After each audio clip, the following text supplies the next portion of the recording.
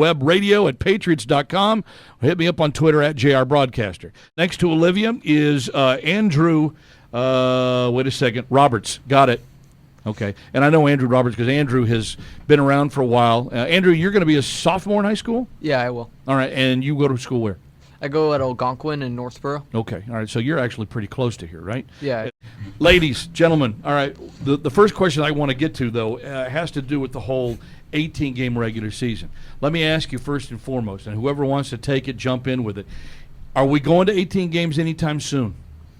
I don't think so.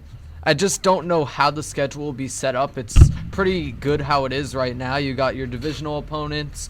You play one other division in the conference. You play a couple against the other conference. And then the first place teams, that's giving you like an advantage or disadvantage based on how you did in the previous year. So I think it's pretty good how it's set up right now.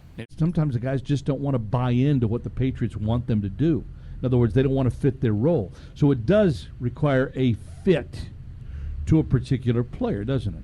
Yeah, I think it's important to see a couple of games, at least a couple of preseason games, to see how these players do in-game action. One game for the veterans to get a dress rehearsal, as you said, and one game for some people who are on the chopping block to get their chance to shine. Yeah. What do you guys feel like then would be an alternative solution? Or do you think they should go with the play 16 games in 18 weeks type of thing?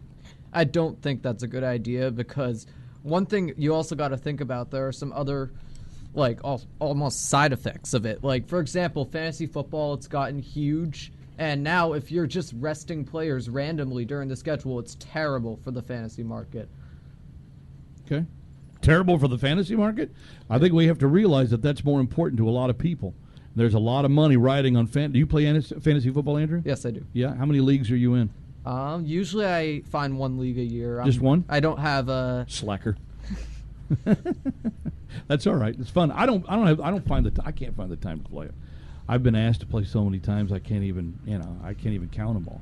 Guys, what do we do then as an option? I mean, do we just ask the players to play 18 games to suck it up and play 2 more?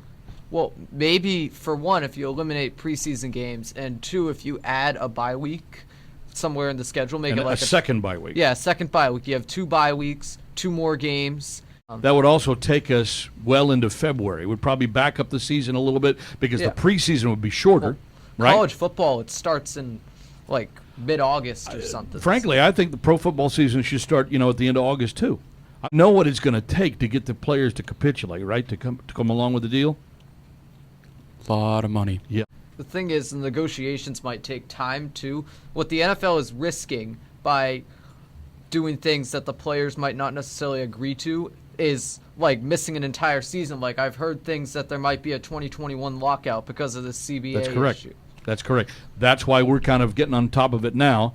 And since we don't have, a ton of immediate stuff to talk about, I wanted to kind of open up with that today. Because this is a subject that I think that we, and I say we as a Patriots audience here, we need to kind of remember to deal with.